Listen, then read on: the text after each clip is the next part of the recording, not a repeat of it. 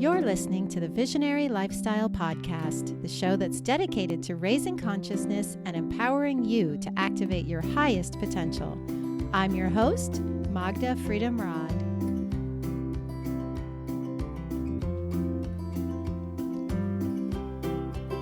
Today's guest is Mikki Willis. Mikki is a conscious media maker, a father, and an activist. He's the founder of Elevate, a production company on a mission. Elevate is one of the most prolific creators of socially conscious media. As a filmmaker, Mikki has been granted rare access into the minds and hearts of world-renowned philosophers, scientists, physicists, doctors, authors, shamans, and human development experts. As a director, he has helmed numerous award-winning and record-setting productions, including theatrical features, network television specials, commercials, and music videos for platinum artists. In 2011, Mikki received the Conscious Life Humanitarian Award and was named a member of the Transformational Leadership Council. In this heartfelt interview, we discuss the importance of conscious media and dive deep into a conversation about activism as a means to healing core wounds. Enjoy. Mikki Willis, welcome to the show. Thank you for having me. So grateful that you could make the time to be here with us today. You are someone that I really look to as really being a leader in the conscious media movement. So I would love for you to help the listeners understand what conscious media is. Let's start there. Well, that's actually a really good question because, we have entertainment, which is the medium that most of us consume, which I would say, I had to define this a few years ago, and I realized for me, conscious media is, there's media that has us check out, which can be an important thing, that has us, watch it, look at it, and kind of just lose ourselves for a moment and unwind and forget about the day and forget about our lives. And then there's media that has us check in, that has us fully engage our mind and our heart and begin to think about new solutions to old problems. And for me, that would define what conscious media is. That's so beautifully put. Perfect. So, and why is it important right now in this day and age? What role does conscious media play? Well, I would say, in my opinion, it's one of the most important things for us to focus on right now, because the world is infiltrated by unconscious media. And so we have this, these corporations. We have 6 corporations that have been strategically placed and have bought all of the little mom and pop shop media outlets, so that now 6 corporations own everything that we see, that is read, hear, and watch. And so that allows, anyone with an interest in an agenda to serve us only what they want us to know and what they want us to believe. And so that's one of the reasons that we have this now, a state and a world filled with brilliant, capable human bodies that are all incredibly confused and fighting each other over a lot of misinformation and completely driven by fear and separation. And so for me right now, one of the most important things we can do is learn to identify what's not real, and then start to stop watching that stuff and start to replace it with stuff that is real, that is honest, that does move us forward.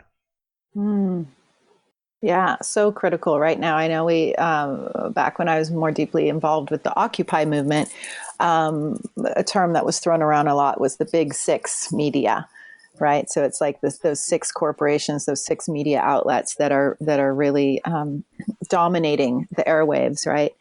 Yeah, that's right. And then so people like you, and the work that you produce is the counterbalance to that. And do you see value in citizen media, and how is that different than what you're doing? Well, that's one of my favorite terms these days. I've been spending a lot of time working at and with the movement of Standing Rock and beyond that. And the thing that has left me most inspired is the citizen media movement. And what that is, in short, you just mentioned that you were involved with Occupy. And I remember, I think probably the first time I went down to the Occupy movement, I remember running into you, and I went to say hi to you, and you kind of held up your finger because you were live broadcasting on your cell phone. So you were kind of like letting me know, hold on, not right now, hold on, I'm going to hug you, but wait a second. Oh, that finger, yeah. Yeah, and Right. that right there was, the beginning of citizen media. You were doing that way back then. And that's what people, now technology has finally caught up. So, the signals now aren't just choppy and lost, and, which used to be very frustrating. And now it's like you can stand in the middle of, South Dakota and at the front line of a pipeline and show the world what the media is hiding from you. And so that is what's been incredibly important, where I've been putting my focus and helping the citizen media teams keep drones in flight because they get shot down a lot.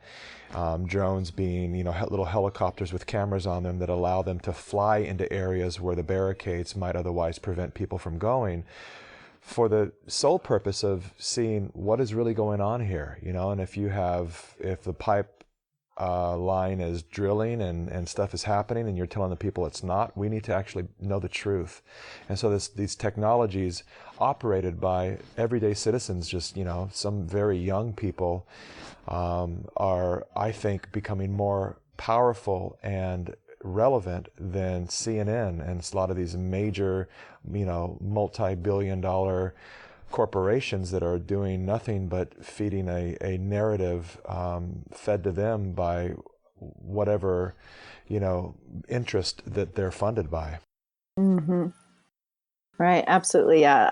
I see citizen media as so powerful. And yeah, I do see, it may just have been the dawning of it at Occupy, although I imagine, some people were doing it, even before that. But it's true that the technology was really just being birthed at that point. Live streaming, it was just over 5 years ago. And, the whole live streaming phenomenon. And I remember on raid night, walking around with like a 15-pound car battery on the back of in my backpack, fueling my cell phone, and now it's like everything, the technology has advanced so much with the apps and the data and the ability to connect to Wi-Fi and get a clear signal. And it was really transformational for me. In fact, that's why I got into the live streaming with Occupy, was because I saw other people doing it. And it was such a window into the truth that wasn't being shown on, the standard news outlets. You would be checking all the news, because at that point, Occupy was front page news. And you'd see the news reports, and, they wouldn't be showing, a homeless person being shot with a rubber bullet, like I was seeing on the live stream of, somebody that I was watching in Oakland. So it really is an opportunity for transparency, and also combined with the social media, you tweet it out and it goes, now we have Facebook Live. I mean, there's so many opportunities for people to really see truth, through the eyes of a citizen media journalist, loosely, right? Are they still a journalist if it's citizen media? What are your thoughts on that? I believe so. That's such a loose term, and there are some people that will argue with that. But it's very similar to the argument of anyone with a video camera in their hand these days can be considered a filmmaker. And so there's a lot of, I think, old purist filmmakers that will say that's not a filmmaker. And it's like, look, if you have a $20 video camera in your hand or a cell phone in your hand, there were films that were released at Sundance this year and all the major festivals that have been shot on on an iPhone, and if you can film something and put it together and tell a story with it, it's a film, and therefore you made it, and therefore you're a filmmaker. And in the same way that if you can write about something, speak about something, share a current event in the world, why is that not journalism? Mm-hmm.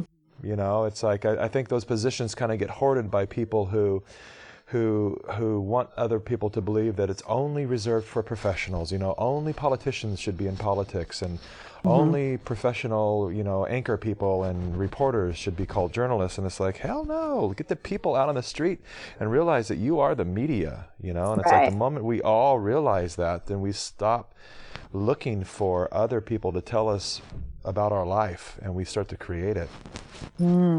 Absolutely. Yeah. It's so powerful. The people's media, I remember, we would use that term a lot because, it's not coming through the lens of a corporation or somebody that has an interest aside from, other than telling the truth. So such a powerful medium. And with the advances in technology, I know that me being a classically trained photographer, learning on a 4x5 camera and all of that, when everything went digital, I had my own share of resistance and probably judgment about, the newbies that were picking up these digital cameras, that anybody's a photographer now, and I felt threatened by that. There was so much, work maybe that I was going for, that maybe some new person that has no real training could pick up a camera that just automatically does everything, and suddenly they're getting the job. And as a photographer, I remember how that transition felt. And, I can see maybe some people experiencing that now, just with, the advance in technology and cell phones, and now anybody's a journalist. So I can see how some journalists might be,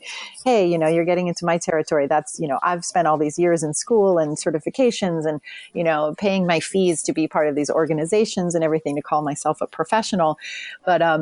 But at the end of the day, as I see it now, and this, farther down the line and looking back and just where things are progressing now, it's, we have to embrace the change, right? We have to be the leaf floating down the river and go with the flow and adapt to the advances in technology, because they're coming so fast, and focus on the positive of that, which is, more truth getting out, more stories being told, and how powerful that citizen media is in holding the powers that be accountable, right? So back in Occupy days, we used to say FTP, which we like to say was film the police. So when you would see, certain powers that be abusing their power, suddenly that was on record, and they could be held accountable for that. So that's really powerful.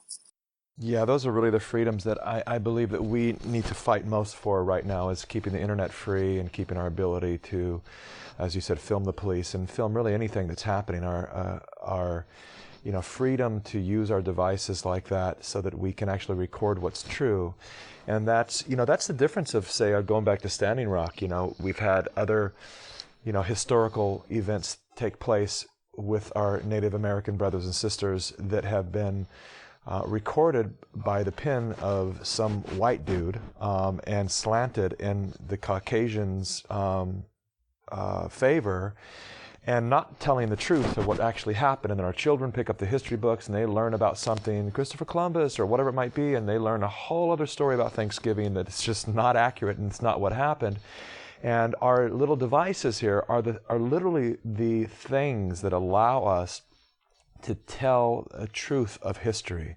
And the only way that we can actually move forward, where we don't perpetuate these, say, wounds that we have perpetuated forever with the, First Nations people, is to actually acknowledge what really happened, and that's the only way that people can honorably connect with the people like that, is to understand what happened to them and what belongs to them, and then they get what's just for them. And so literally our little cell phones and devices are allowing us, I should say, preventing anyone else from putting a spin on the story, because now we all look at it and we see that, that 22-year-old kid's live Facebook feed showing what actually happened, and our story is written from the truth. And I think that that's a major thing that's going to change how we move forward as a species, is that we have no choice but to actually tell the truth of what happened, so that our children actually learned the truth about the past, so they know actually how to move into the future. Yeah, so powerful. And yeah, I love that you spent time at Standing Rock, and I was watching, I couldn't make it, and I saw a lot of my tribe heading out there, and you included, and you were such a, strong, consistent, powerful voice for the movement. And I'm really grateful for that. There are so many issues on planet Earth, right, that are just, crying out for our attention. What is it about Standing Rock that drew your attention and your awareness and your willingness to go there and brave the cold and be there yourself and do the work documenting? And what is it about that issue that calls you personally? Yeah, really another great question. And I was, obviously one of thousands of people that heard that call and answered it. And the reason is, if you just look at it through the window of television or whatever, then you just see, okay, a pipeline crossing through Native American territory under a lake/river that, if the pipeline were to break, which is really when it breaks, because eventually they all have some kind of leak and damage the surrounding waters, it will affect the water of that Native American land. Well, it also affects the water of 18 million people downstream, so it really becomes an issue. And we have a general water issue here on this planet. And so that's the foundation of why it's important. But that's not, I don't believe that that's really the crux of what has moved people so much into standing for Standing Rock. And that is, yes, we're there to protect our waters, and that is a critical resource that we must protect if we're going to survive on this planet, which we are in a wonderful way. But this turned out to be an incredibly historic moment for all of humanity, particularly for America. And that is, we live in a country that has some issues, as you just mentioned a moment ago. And we can point our fingers at why we have issues, and we can blame Republicans, or they can blame liberals, or whatever we want to continue to do that's just kind of silly. Or we can actually address that there's some foundational issues in our country. So if you have a relationship, the only way I can understand macro subjects is by breaking it down to the micro. And so if you have a relationship that, say, is built on you meet a man and he's cheating on his wife, and that's how you meet him, and then you guys get together, there's going to be some foundational issues in that relationship, because you actually met him under the pretense of him cheating on his wife. And so until that person, he has some kind of a clarifying moment where he purges that and makes amends for whatever he did, not only to his wife, but for the fact that you were witness to what he was doing to his wife, there will always be some kind of disruption in the field of your relationship. It will never be completely open and trustworthy, because you know what he did to his wife, and they'll always be suspect of what he might do behind your back, right? And so I mention that because that's the micro of what has a lot of tension between love relationships. And if you macro that out and you understand this country was founded on rape, theft, and genocide. And then those very people that were abused because we had power over them and we wanted to be the biggest and the fastest and most powerful or whatever, we continued to suppress them, to lie about them, to give them little areas of land. Go off here where no one cares. You're far away from the city, where you won't be an embarrassment to our elite community, and we'll give you a little bit of land, okay, and now just go live over there with no running water. So we have a country that's founded on rape, theft, and genocide. And so naturally, we're going to see issues with our citizens, because there's something that's been denied and something that's been lied about forever. And so we have this, this constant and consistent friction within trying to relate with each other. And we have this continued, racism that has always just been brewing beneath the surface, which is now bubbling up to the surface. And so for me, Standing Rock was so much more about just the oil and water issue. It was when those veterans ascended on Standing Rock, thousands of veterans, to protect the Native Americans. If you think about all the dynamics involved in that. So you have thousands of warriors, of military warriors, that signed up as young men to protect their country, patriotically, to protect their country. And then they're sent over, they're told that there's weapons of mass destruction and these people are evil and we need to go and defend our rights and our people and our freedoms. And they go over and they end up killing innocent people for oil. And they learn about this through the years, and they come back with PTSD and ridden with guilt and everything that comes with an awakening of that magnitude. Then they see this opportunity to actually defend the original people of this nation from big oil. So they show up to kind of, in my view, to undo some of the mess that they were part of, creating, to stand and actually protect their people.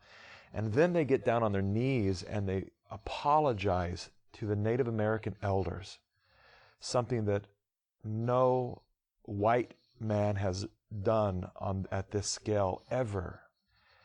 For me, that was the beginning of the healing of the core wounds of our country. And that will continue, the ripple effect of that will continue to show itself for the courageous and generous move that those men and women made at Standing Rock. So when that happened, I became really clear that, wow, that's why I'm here. That's why we all came here, because it's time now to stop putting ointment and Band-Aids on the symptoms, but get down to the core illness within the organism that we live in so we can heal once and for all.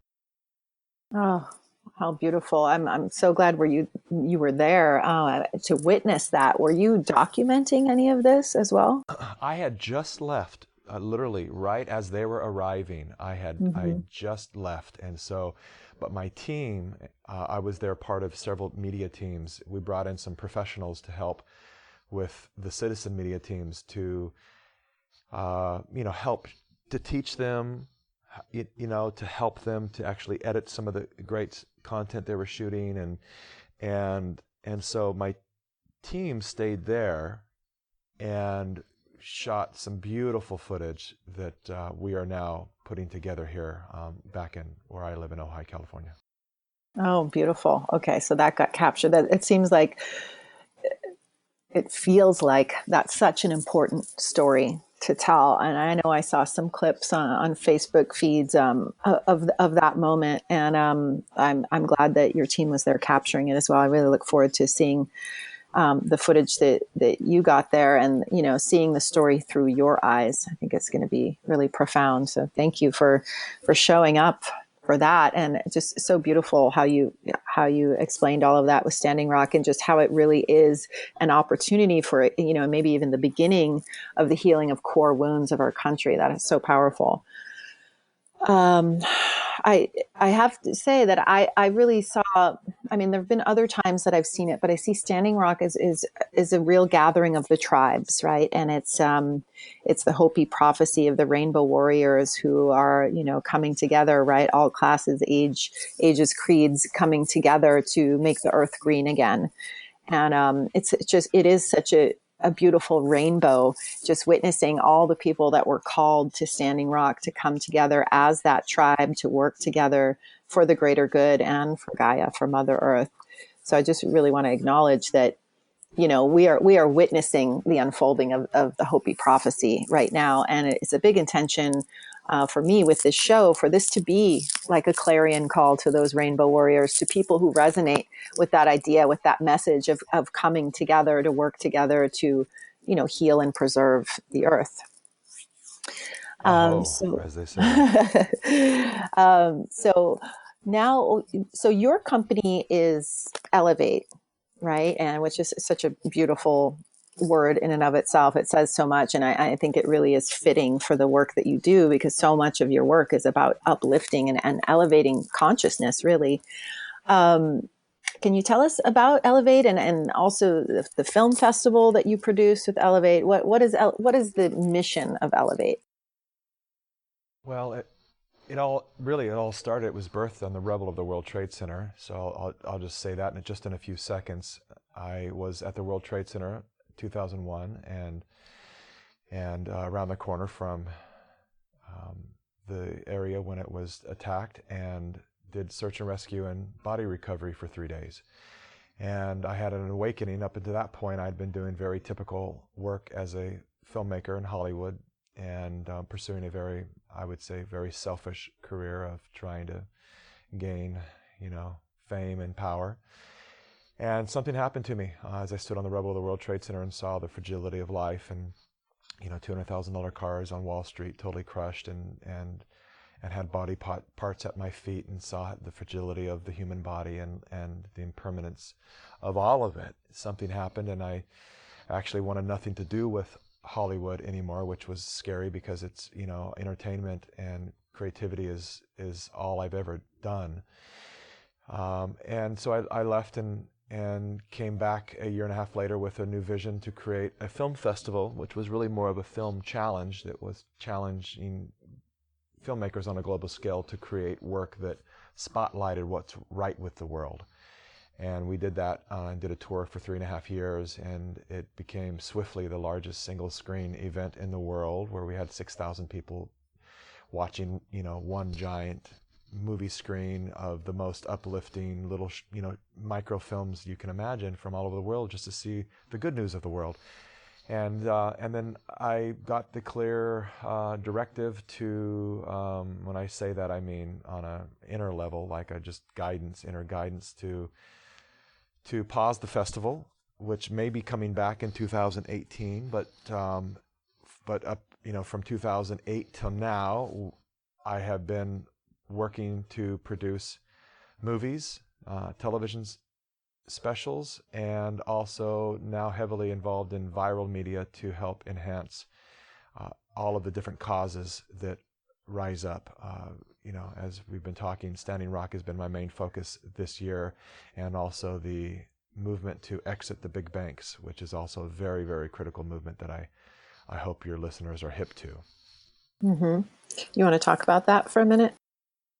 Yeah, you know, it's one thing to go stand on the front line and to let the people know that are actually operating the oil rigs that we don't approve of what they're doing, and that what they're doing is wrong, and there's human violations and all kinds of, you know, reason to be there at that level on the ground.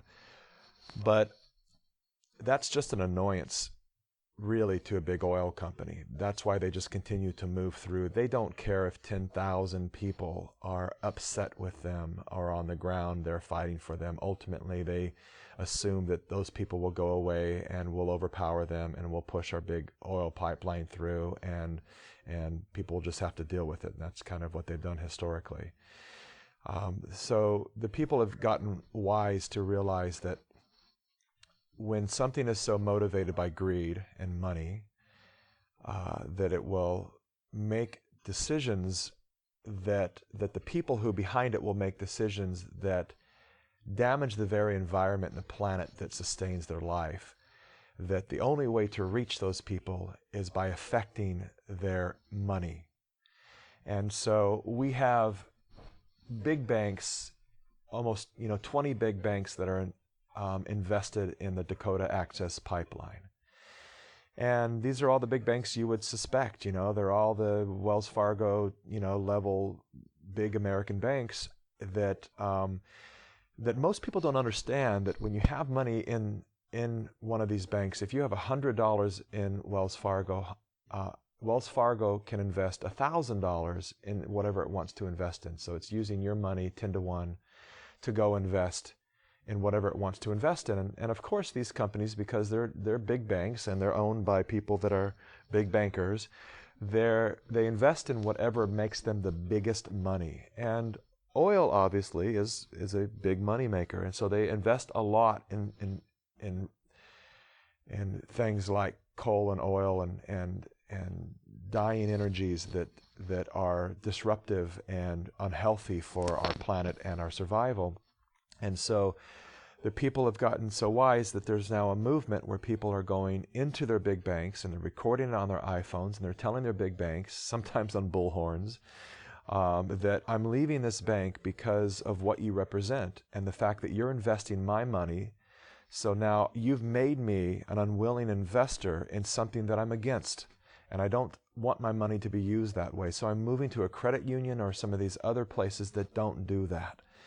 And that when the world begins to do that, when we all begin to do that, because central banking and big banking is a big issue, much, it's not an innocent thing. People think, oh, well, you put your money in the bank and then they give you interest and protect your money and all of that. No, they're using your money. The reason they can give you interest on your money is because they're making a lot of money on your money, and they're giving you a little share of that. And there are better, more responsible, integral ways to protect your money and to gain interest.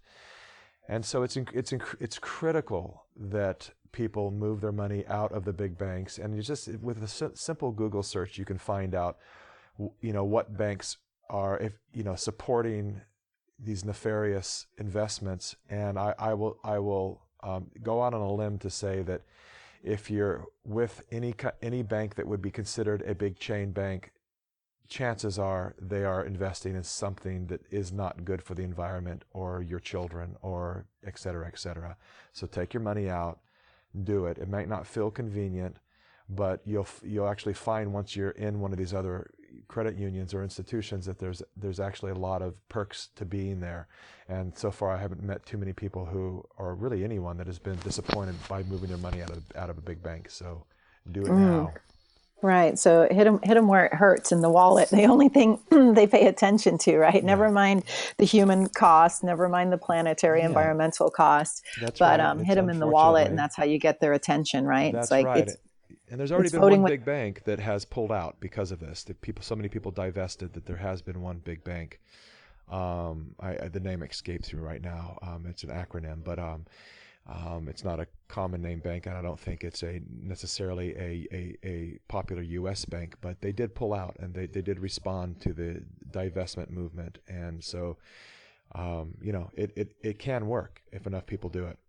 Wow, that's really encouraging, right? It's another level of voting with your dollars, right? It's another way to vote with your dollars. We talk about voting with your dollars with your, every purchase that you make, and where you store and hold your money is just another way to vote with your dollars. That's brilliant. It really is, and it really requires that level of integrity, because we're all hypocritical to some degree. I drive an SUV, you know what I mean, and so, and I'm really want to get a hybrid or a more, environmentally friendly car, and we will. But I realized that my most environmental decision was to drive my car until I did some research and found out that the production of new cars is actually very harmful to the environment. And so one of the most kind things we can do is to drive our existing car into the ground. And so, I have 230,000 miles on this thing, and it just keeps going. But but I do also feel that the hypocrisy within, the fact that I'm driving a gas guzzling SUV. And so I need to extend this integrity into all areas of my life. And that is what my wife and I are working on right now. Right. Beautiful. Well, I appreciate the consciousness that you bring, to that thought process and that decision, and taking the time to research and find out what is the most environmentally friendly choice. And if it is, driving the current one that you have until it can't be driven anymore, so be it. You're making a conscious, informed decision. So good job. Thank you. Coming back to Elevate a bit, I noticed recently some talk about Elevate Family. Is that something that's moving forward? Can you talk about that? I would say it is and it isn't. Using the branding Elevate Family is something that we've paused for right now, because we have so much stuff happening that our intention was to build a platform that we could really offer the best world-class information when it comes to raising children and just family-friendly programming. And we're doing that in many other ways. We're so busy actually creating the content now that we don't have time to actually run the platform properly. And we're also building something locally here in Ojai. I'm part of a 20,000 square foot facility that we're bringing some higher learning events to, that's in full effect right now. And so with all of these things that kind of sprung up this new year, we decided to pause the brand of Elevate Family and just build everything that we're building, and then once everything's built, then we'll launch that into the world. But in essence, we're still offering the the content, but just not through the platform. The platform isn't built yet. Mm-hmm. Okay. So in the meantime, people can Google you and find some of your viral family videos. There have been a couple of videos that of you and your family that have gone viral, that have really made it out into the world, right? Yeah. So Yeah. that holds the space for Mostly Elevate Family right now. Yeah. Those are found mostly on Facebook, of course on YouTube, but most of my work now I focus on Facebook, just because I like the technology, I enjoy the interactivity, and so if anyone wants to reach out personally, I'm very active on Facebook, and that's at Mikki Willis, Facebook/Mikki Willis, MIKKIWILLIS. I would love to hear from anyone who listened to this program. Perfect. Okay, so I would love to turn the conversation to, I mean, some of it has been globally focused, but just coming out of our, own personal intentions, and looking at things on a global level, from a global perspective. And I would love to know your wish for the world. Boy. My wish, boy, I have so many wishes for the world, and I think the best way to answer that really great question is by having people understand that within their own mind there's this thing that we refer to as our attention. And we don't give it a whole lot of attention, ironically. But this thing that we call our attention, our ability to focus all of our faculties wherever we choose to. Right now, my eyes are closed and I'm listening to you, and I'm engaged in speaking and listening and being involved in this conversation. And as soon as I hang up, my attention will shift to, okay, what's next, and what's on my agenda for the day, and what's my next meeting about. And I understand as a media creator how important the attention is. I was, a director directing commercials, and I'd sit in many boardrooms with advertising agencies that are all plotting ways to create scripts that capture our attention. Simply what it is. Colors, terminology, catchphrases, images, all these things are carefully created so that it captures our attention. And why is that important? Well, I believe that our attention is our holy grail, that thing on our hero's journey. We keep looking for that pot of gold someplace, but our attention is that pot of gold.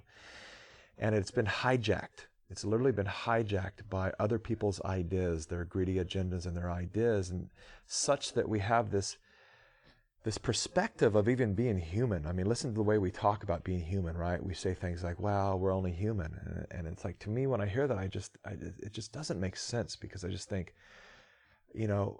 humanity, what we are as humans, are just extraordinary, such complex and intelligent systems, that for us to say we're only human only shows that we have low self-esteem about being human.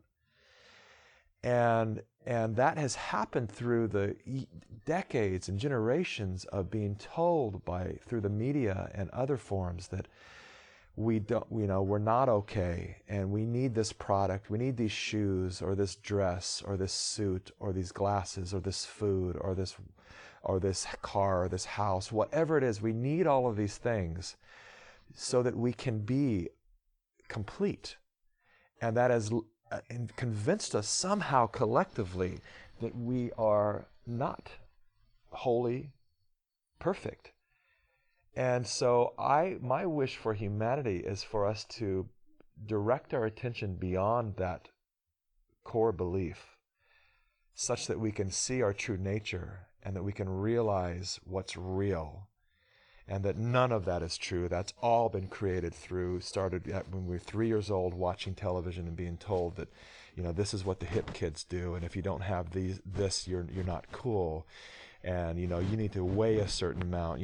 Your body needs to look like this. All of these things have programmed our mind into thinking that we need to be something other than what we are. And that is the core wound of us as individuals. And for us to get past that, for us to start seeing our beauty exactly the way it is and exactly the way it's not, I believe when we do that, change happens from the inside out, that everything starts to shift in the organism that is humanity. Oh my gosh, I love that perspective so much. That is definitely going to stick with me. We're only human. That shifting of that lens, of that perspective from that being a disempowered state, right? Oh, we're only human. There's only so much we can do, to flipping it the other way and recognizing the fact that we're human is such an extraordinary gift to be in this body, on this planet, at this time, with the opportunity to express our higher selves and work for the greater good. And I certainly appreciate reminders of that, of just what a tremendous gift it is to be human. And, it's one of the highest forms of incarnation, as they say. If people believe in reincarnation, it's like, it's the highest aspiration to reincarnate as a human, right? Because it's such an extraordinary gift. So thank you for bringing us that perspective today. Is there anything else you would want to share? Oh, anything else I want to share? I would say that if we really want to change the world, and I assume that anyone listening to anything that you're doing is committed to changing the world, for us to love every child that we encounter. And I mean, love them purely, love them fully. Make them safe, protect them, and connect with them, whether they're your children or not. When we start to raise our children to feel safe and empowered and alive in this world, then it's only a matter of 10, 20 years before the entire world shifts. And so for us to really change the world, let's take care of our children, let's love them, and let them know from the beginning how extraordinary they are, so they never adapt this low self-esteem about being human. Yeah, beautiful. Don't you find that becoming a parent has really expanded your consciousness and awareness? I know when I became, a mother, that was the first step in really taking me out of my own self, my own little bubble, where it's all about me. Suddenly it's not all about you anymore. It's, you suddenly understand that, there's a big wide world out there, and you want the best for your child. So suddenly it becomes more important to take care of the planet, because that's the future for your children, right? I mean, do you share that perspective, or that sort of expansion of consciousness? Absolutely. There was a time when I thought that I'd found my purpose, that my purpose was conscious media. And now I realize that's just my craft, my chosen craft. My purpose is Daddy. It's really literally the thing that I came here for. And it is why I choose my craft of filmmaking and media now. And there's nothing better than it, really. I mean, I hope that another wish for the world, particularly for men of this planet, is that the men will direct their attention beyond the story that has been handed down to them, that men are simply the breadwinners and the providers, and understand that nothing is more important. No tech startup, no conquering anything is more important than remaining consistently connected with your children. Yeah, beautiful. Thank you.